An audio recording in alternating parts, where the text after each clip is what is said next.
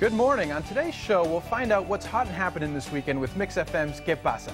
Plus, the November Man opened in theaters on Wednesday, and entertainment reporter Jim Ferguson sat down with the superstar actor Pierce Brosnan for an inside scoop on the movie. And the Humane Society of Southern Arizona's Speak for Animals telethon continues today. Find out how your donations help to address the challenges of pet cruelty. I'm Alex Steininger filling in for Amanda. And I'm Maria Parmigiani. The Morning Blend starts right now. It's a great day, so make it everything you want it to be. It's yours and it's mine. It's a great day to shine. If you're looking for something to do this weekend here in our old Pueblo, we've got you covered. Mrs. Grant is here from the Bobby Rich Morning Mix on 94.9 Mix FM to give us all the details on what's happening around town. Welcome, Mrs. Grant. Hi, happy Friday. Thank you so much. Finally, right? Oh, and first, U of A home game. That's right. Yes. Something to be really Super excited exciting. about. Last night was Bear Down Friday. Yes. Bear Down Thursday, rather. Yes. Well, they call it Bear Down Friday. You know, it's that thing. I think Labor Day shows up. You end up with a weekend, you know, this long weekend, Gets a little and it throws mixed up. everything off. Yeah. It's like games are usually Saturday night, Bear Down Friday is usually Friday, and everything just shifted. And that's okay with me. I agree. Because it should be a great game tonight. They're playing against UNLV, the Running Rebels, and kickoff is 7:30 at Arizona Stadium. Nice. So it should be, and you can still purchase tickets. You can go to, I like to go to ArizonaWildcats.com, and then I can look at the schedule and the roster, and you can actually purchase tickets. Nice. You know, I haven't been in there since the renovation. I heard it's going to be really Oh my nice. gosh, so incredible. That big screen that they put. One of the things that I found most impressive was I remember watching coverage on KGUN 9 one day, and it was right after they had had the screen put in and people were tailgating on the mall. And the shot, you could look over their shoulder, and from the mall, you could actually see the game display. on that huge screen from out in the mall where the tailgating was. It's super high quality, right? Oh yeah, yeah. extraordinarily high quality, That's boy. exciting. It just makes you more excited about the whole Rich Rod era and this team, and Oh, yeah. everybody's fired up. So I'm really looking forward Me to too. it. 7:30 tonight at Arizona Stadium. Sweet. So that's one of the many things that is going on. You guys are aware of the Boneyard. We like to call it the Boneyard. Yes, of down course. at Davis Aerospace. Mountain. Yes, exactly. It's otherwise known as AMARG, which stands for Aerospace Maintenance and Regeneration Group. Nice. The military does love their acronyms. They do. The official names. And it's like, oh my goodness. Well, usually you can't tour that. You can go to Pima Air and Space Museum and you can tour and do that kind of thing. Well, they're doing a Labor Day Saturday tour. Ooh. Which is very cool. It's this Saturday. It actually starts at Pima Air and Space Museum. That's where you go, and they put you on an air-conditioned bus. It's $7 for you to tour. They're running Super cheap. 4 different ones on Saturday, 10 a.m., 11:30 a.m., 1:30 p.m., and 3 p.m. And you realize that it is much bigger than you think it is as you're driving down Kolb Road and you're looking over there It's like at these things. 4,000 planes, isn't it? Something like that? Yes, 4,000 planes on the property, and you get to stay in an air-conditioned, bus and tour the whole thing. So it's Nice. kind of cool. For $7, start off at Pima Air the whole Museum. family, right? Yeah. Yeah, I was going to say, what are the ages? All Absolutely. ages? Yeah, all Oh, yeah. ages. Absolutely. Because you're going to stay on the bus. It's not like you're going to be running around on the property. Yeah. Although I have pictures of myself at Pima Air and Space Museum. Every plane that had one of the little teeth on the front of the plane, I managed to go stand love behind to make those. it look like it was It eating reminds me. me of Mickey Mouse. For Exactly. some reason. I don't know why. It's For some reason. It's probably something that you watched as a child. Probably just coming back to me. Just I know floating. for me it's like Bugs Bunny cartoons and things like that. Maybe that's what I meant. It could have been, for all you know. We have some legends here in Tucson. right, I heard The about Frampton Guitar Circus Oh, is yeah. going to be going on at Ava Amphitheater at Nice. Casino del Sol Resort. This is amazing because not only is it Peter Frampton, who that's just a name in and Show of me itself. the way. I love that song. Absolutely. Show me the way. Now there's B.B. King, Ooh. who's also going to be there with him. Buddy Guy is also going to be there. So that's why they're calling it the Frampton Guitar Circus. I mean, these are some amazing artists. Hugely. And they're all going to be on the stage at Ava Amphitheater Sunday night at 6 o'clock at Casino del Sol Resort. It's going to be an amazing show. That's perfect. We have off on Monday, so stay out late Oh, my Sunday God. night. That was the thing when we all heard about it. We were like, oh, Sunday night. Oh, my Wait a gosh, minute, Labor we Day, can stay Labor late. Day. We were all excited about it. So. Excited for that. As we all know, we recently lost Robin Williams, who is just an amazing individual. And so the Loft Theater has come up with something. It's very cool. It's a tribute to Robin Williams, and at the same time, the proceeds are going to benefit COPE Community Services right here in town. Right. Wow. And so what they're doing is all weekend long, they're going to be playing some of his shows. Very family-friendly shows, All the especially movies, like- Jumanji. Ooh. I love Remember it. Jumanji? Yes. So they're doing Jumanji on Saturday. They're doing Good Will Hunting on Sunday. And then Monday, because it is Labor Day and the kids are out, Hook. I love. Oh, I loved Hook so much. That big mustache. Oh, yeah, and Mr. Sweet. absolutely. Oh, my Robin gosh. Williams. I know when I found out, I was just so devastated. Everybody is so devastated. Such an amazing and talent. He's brilliant. And these are just some of the great pieces that he's done. I mean, and think about the different acting that he's done in these. Jumanji, Good Will Hunting, It's an amazing Hook. tribute. So all shows are at 11 o'clock in the morning at the Loft. And again, it's going to benefit COPE. Excellent. So that's pretty cool to be able to tie those two things in. I was That pretty is. excited about that. And if you want to take a day trip, you could go down to Sonoyta. They have one of the longest running rodeos. This is the 99th annual. Oh, my Holy goodness. mackerel. Right? Sonoyta Labor Day Rodeo. It's at the Sonoyta Fairgrounds. It's all the things that you expect from a rodeo, classic timed events, racing, wild horse races, team roping. And it's going to be Saturday, Sunday, and Monday. That sounds fantastic. Bring water, right? Absolutely. Got to bring water anywhere you're going to be this weekend. It's going to be so warm, 101 degrees Gotcha. out everywhere. But Oh my it's gosh. going to be great. And really quick, before we have to go, you've got one more for us. I do have one more for you. I have the Bisbee. Yes. Oh my gosh. Okay. So here was the thing about the Bisbee. This kind of blew my mind when I was reading about it. Party like it's 1909. And I thought, Oh my what on gosh. earth does that mean? What a throwback. Well, it's at Brewery Gulch Days is what they call it, but it's spelled days as in like dazed. Like daisy. Oh, like Daisy confused. Exactly. So it's very cool stuff, like a chili cook-off. They're doing a Chili. water balloon contest, Fun. bed racing, Nice. and they're going to have a kissing booth. So I guess Oh this my is what gosh. they mean about party like 1909. Yes. But it's fun. It's down in Bisbee. It's at right in their little Brewery Gulch Days is like right in the middle of the town square, and it's Sunday from 8 a.m. to 5 p.m. That So it's kind of sounds all amazing. days parties. You know, you go down to Tombstone and do stuff like that. Well, in Bisbee, they do things a little differently. They do. Well, Mrs. Grant, thank you so much for coming on today. Thank you, Sounds like an guys. exciting weekend. Bear Down, Arizona. Woo! You can listen to Bobby Rich Morning Mix every weekday morning on 94.9 Mix FM, Tucson's at work station. To find out more, just head over to mixfm.com. And we're happy to mention your event during our next KPASA segment. Just send an email with all the information to kpasa@TucsonMorningBlend.com. Coming up.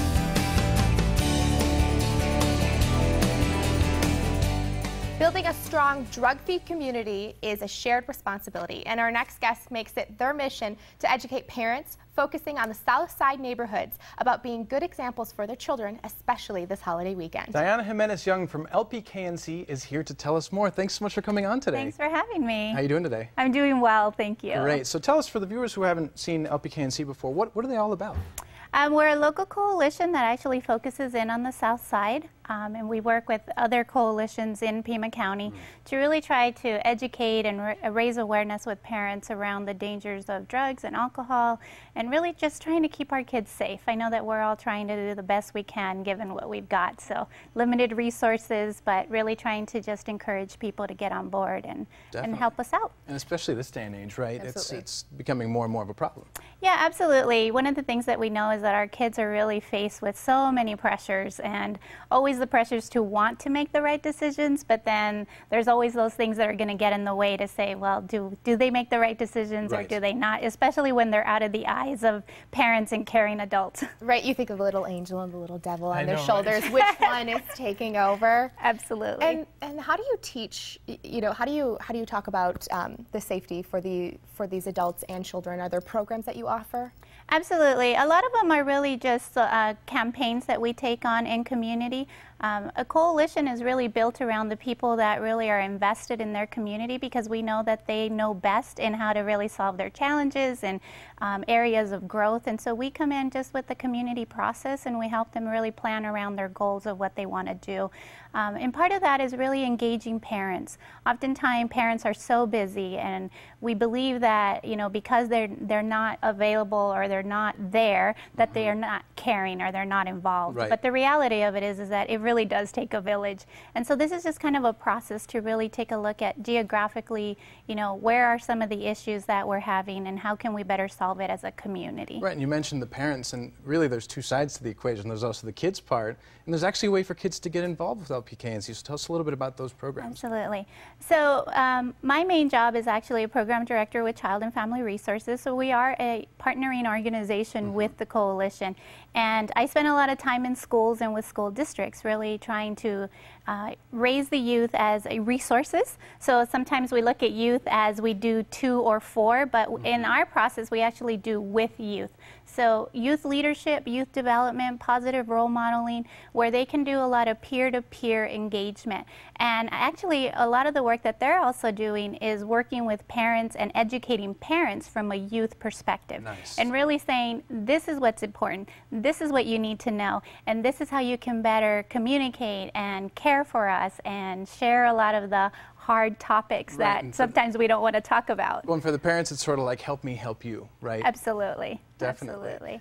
And so, how widespread is underage drinking these days? I mean, are there hard and fast numbers, or what are the catastrophes like? Well, our numbers really show us here in Pima County that we do have an issue around underage drinking.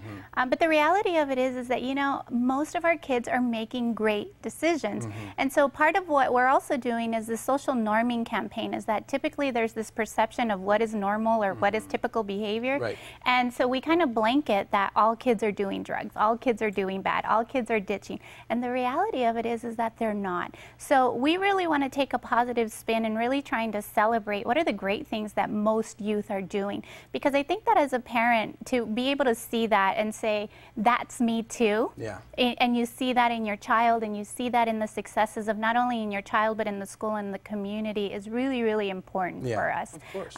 But the data does show that we do have about 24 to 27% of our kids who are drinking. And the danger is that it is. And we know that the younger they start, the more likely that they're going to have issues down the road.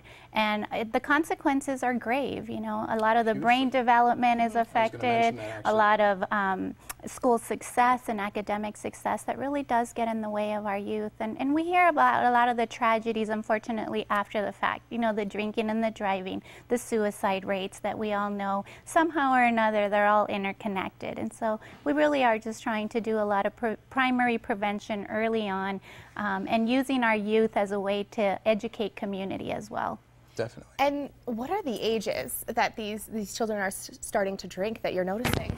Well, unfortunately, our data is showing that first age of initiation of alcohol can be as young as 10 years old.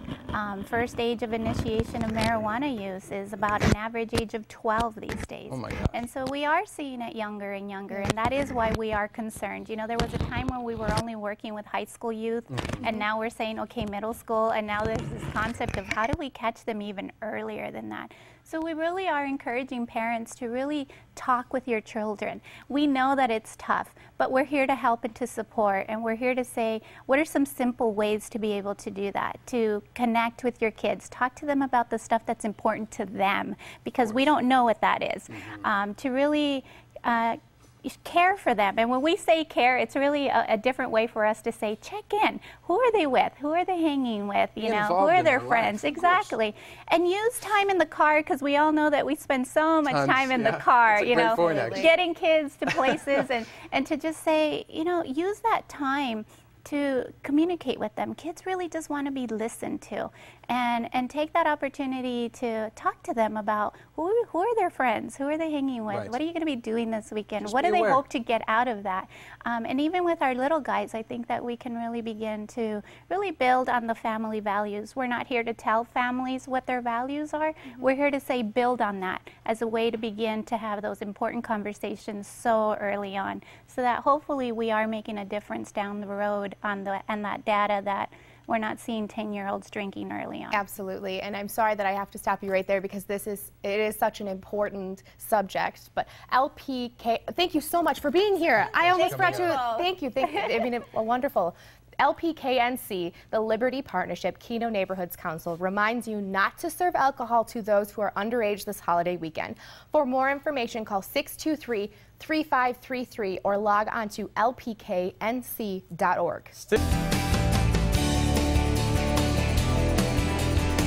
Welcome back, Blenders. So Pierce Brosnan is well known for his role as James Bond, and he's back again playing a spy, but with a twist. Ooh. Also, the sequel to Sin City is in theaters. Here to tell us about The November Man and Sin City, A Dame to Kill For, is entertainment reporter Jim Ferguson. Well, good morning, Maria and Alex. Our Hollywood happening today looks at the spy thriller, The November Man. Pierce Brosnan stars as Peter Devereaux, a man now living a peaceful life who was reluctantly lured back into his CIA role for one final mission. We just don't get spy thrillers like this very often and this good. So thank you so much. Well, a million thanks, Jim. Really, I'm very proud of the film, and to hear it coming from you makes me even stand that bit taller.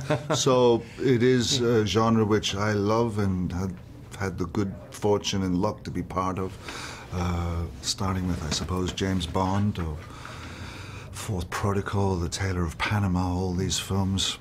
I started to count up how many times we've done this, and I stopped. I mean, we've done this so many times, you know, and you play that genre so well.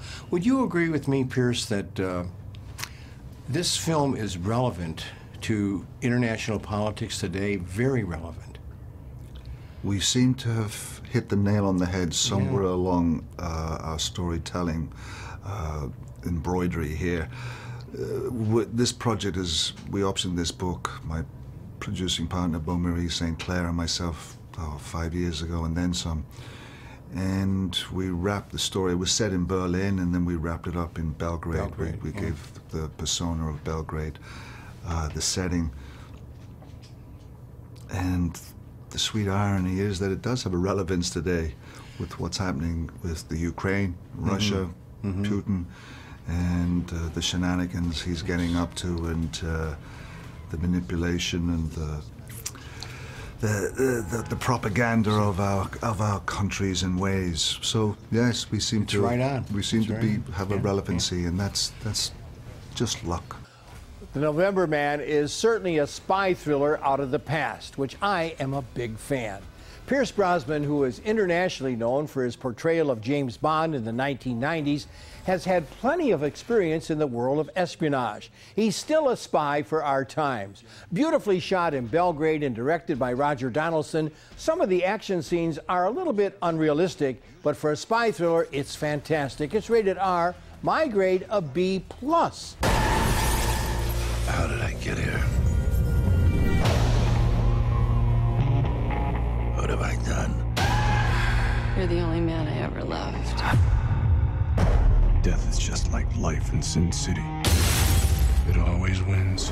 Co-directors Frank Miller and Robert Rodriguez reunite to bring Miller's visually stunning Sin City graphic novels back to the theaters in 3D in their newly released Sin City, A Dame to Kill For.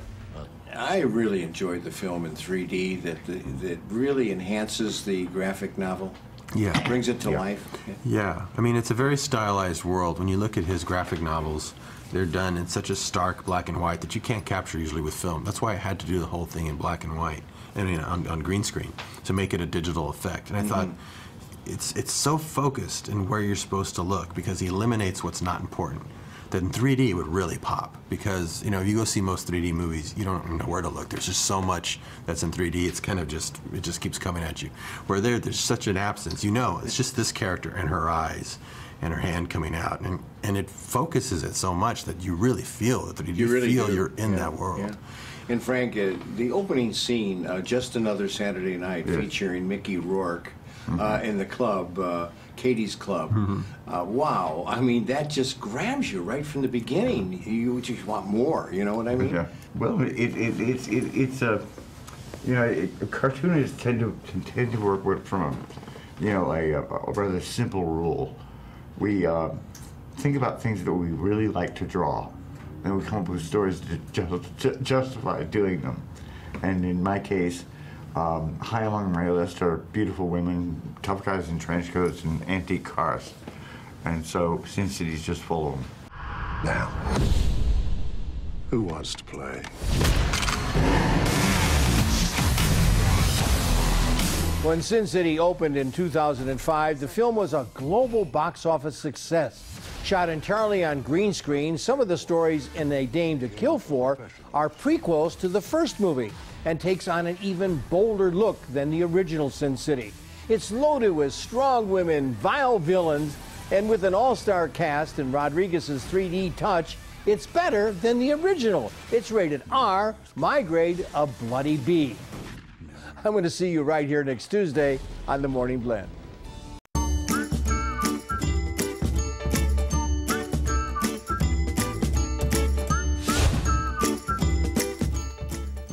All week, we have partnered with the Humane Society of Southern Arizona to help raise money for the shelter so that every animal gets the opportunity to have a wonderful life. It's the last day of the telethon, and we're excited to learn how close we're getting to their fundraising goal. I'm so excited. Oh my gosh. We also want you, our viewers, to speak for animals, and we will be talking about ways you too can help save lives. Once again, here's this week's third co-host, Samantha from the Humane Society of Southern Arizona. How are you guys? Doing well. How about yourself? I always love to hang out with you because you're so much fun. You too. Yes, you always. are. And it's the last day of the telethon, Yes, so we are hyped up. We are ready to get things started. So as always, we know that I start off with some thank yous. So I'd like to thank some donors. Presenting sponsors, Freedom Smoke USA, thank you so much. V. Scott Veterinarian Specialty Center of Tucson, thank you so much for your donation. Our title sponsors, Geico and Long Realty Cares Foundation, who will also be here later today. Oh, yay. Thank you for your donation. Our WOOF sponsor, Camp Bow Wow. They were here earlier this week. With Daisy. Yep. We have some dedication donations that have actually come in, which is a really unique way to donate, and also remember pets. So Kathy Beddingfield for Gidget, their HSSA princess. Frank Arsuelo, and Jamie and Jim Bauer, who are also volunteers at the Humane Society. So they are also donating. How sweet. And then we have winners for these beautiful baskets, as we can see here. All this week, we were letting everyone know that they could donate any amount and they could receive a basket. So I have winners. Drum roll. And the winners are Karen Van Heys and Patricia Jansma. Nice. Congratulations. You guys get these beautiful baskets. Chock full of good stuff. Yeah, put together by Sarah Gromley, of course. Nice. Artsy. Yeah, so at this point, are you guys ready for me to tell you our totals? Please. Yes. Hit us with the numbers. Are you nervous? Do you have any guesses? Oh, man. Go ahead, Maria. What do you guys think? I don't know. Did we make it to the goal already? We're close. We're close. We're very close. We're getting there. Okay. Okay, so as of now, we have fundraised $19,900. That's a huge Which step. is amazing. Oh my We're God. so happy with this. You can't knock that. That's amazing. However, we still need $10,100. Okay. We'll So, get there. it is up to you, our viewers, our volunteers, our animal advocates out there, to please donate 881-7401, or you can donate online at hssaz.org/telethon. And how long is the telethon going on for? Through the weekend? Today is the last day that we're going to be with you guys. However, lines will be open, or not lines, but the hssa.org/telethon will be open online through Labor Day. So if you haven't donated, you can still do so. and as we know, the show does replay, so if you see it, please donate.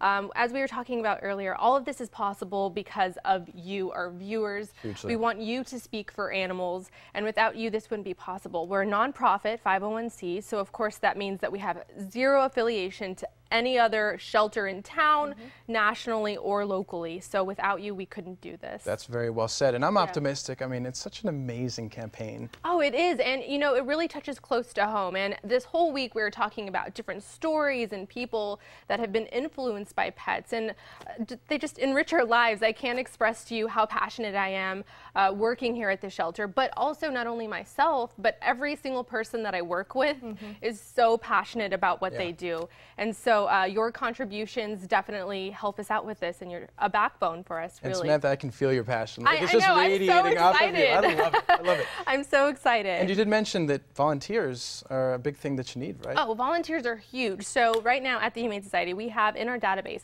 about 1,000 volunteers. But believe it or not, that is, you know, not enough. We still need more people to come in. We have different places where everybody can volunteer, whether it be with pets or photography or data entry. Whatever your talent is, whatever your gift is, our pets can use it. So. Excellent. Samantha, we'll be seeing a lot more of you Yes, this we show. will. Thanks, guys. See you in a bit. As the oldest and largest nonprofit animal welfare organization in southern Arizona, the Humane Society thrives because of you. Any donation, big or small, makes a big difference. And if you call right now and donate $500 or more, you'll get a pair of tickets to the Humane Society's premier fundraiser, Puttin' on the Dog. Call 881-7401. That's 881-7401.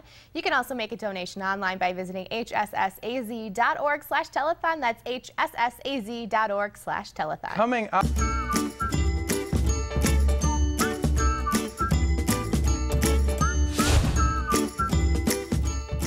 Welcome back to the Speak for Animals Telethon. Animal cruelty can be heartbreaking, but when it happens, the Humane Society is here to help. We'll talk to an investigator who works with the Humane Society to catch those who are responsible. But first, take a look at this story from KGUN 9's Craig Smith about Vanna and Lily and how the Humane Society saved these beautiful dogs. How's it going? Hey. Vanna and Lily are shockingly friendly after the shocking abuse they endured. One of Vanna's ears is simply gone.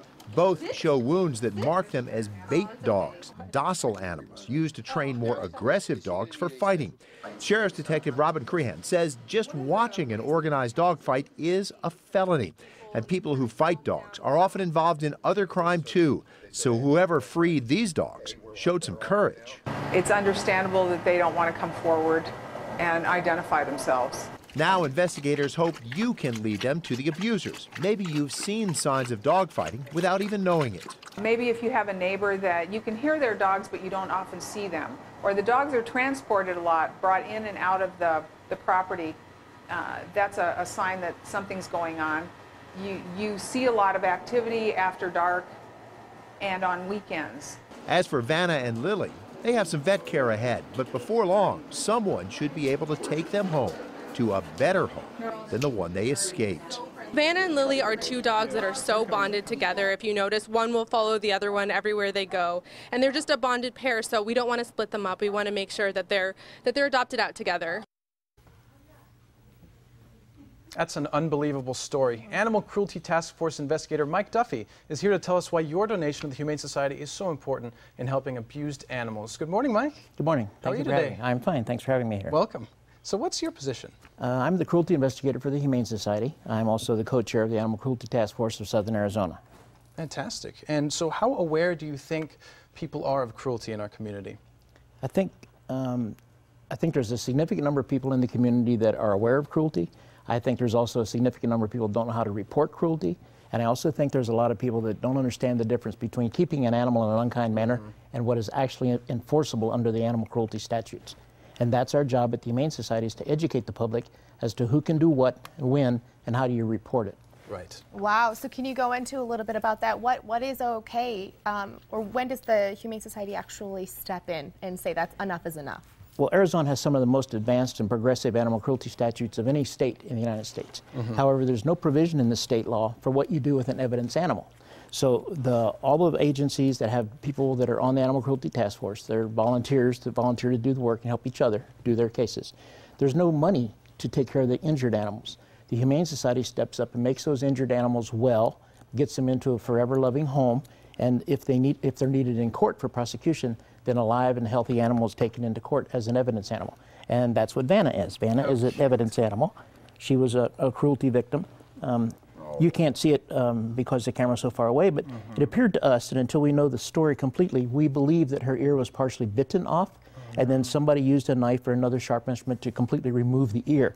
She and another dog similar to her were found outside the Humane Society fence during the hours we were closed. She was tied to the fence, the other animals just wandering nearby.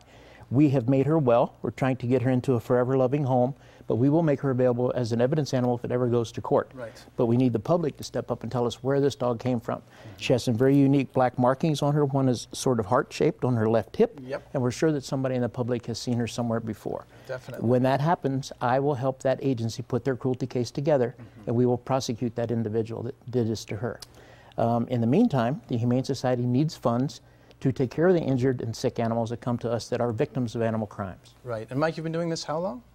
I've been doing animal cruelty investigations since 1999. I've been with the Humane Society since 2007 when I retired from the Sheriff's Department. Wow. And so in your experience, I mean, you must know the best way for people, before going to the Humane Society, how do they deal with animal cruelty? If they see it, how do they report it? What's the best practice? We advocate that people always call law enforcement first, a 911 call. Okay. The problem is I continue to train dispatchers and people at the call center for the emergency services. They're not always an individual that's been trained as to what cruelty is and what it isn't. It's up to the citizen to convince that person on the other end of the phone to get law enforcement to respond, to take a look. It's up to law enforcement to decide if it's a criminal matter or not. So call immediately 911, and 911 will come to you. Is that how it works? 911 will send a police officer to that location. If the location the officer gets to is confused, then they have access to me 24 hours a day. I will walk them through it is what they see and what they need to do next, and who the detective is at their agency that handles animal crimes. Definitely. And in your view, tell us why you think it's important for people to donate to this telethon and how important it is to the community. The Humane Society spends a lot of money taking care of victim animals from all the 86 members agencies that are on the Animal Cruelty Task Force. A lot of them have no funding whatsoever or a minimal amount of funding. The Humane Society eats the lion's share of those veterinarian bills to make these cruelty victims well. So those donations are going to these animals that have been abused and can save them and give puppies like Vanna and Lily a great home. That's correct. This adorable little doggy. So, I mean, and she's a beautiful dog, and she's very healthy, obviously, right? Despite that. She's got a better attitude than I do most days, and the fact that she has this hearing deficit. I mean, I think she hears just well, but how do you test a dog? You can't ask her what she hears. Right. In my next life, I want to come back as an individual that can actually hear what the animals say, and we'll straighten all this out then. Wouldn't that be amazing? An animal whisperer, that would be But for now, fun. we have an animal missing one ear, and she's a perfect pet. She'd be a perfect companion animal for someone here in the community. She's a wonderful doggy, and she's adoptable, obviously, right? That's correct. Okay, wonderful. And where can people go to find out more about the Animal Cruelty Task Force? The Animal Cruelty Task Force has a website. It's very easy to remember. It's act-az.org. Okay. Wonderful. act.az.org. Fantastic.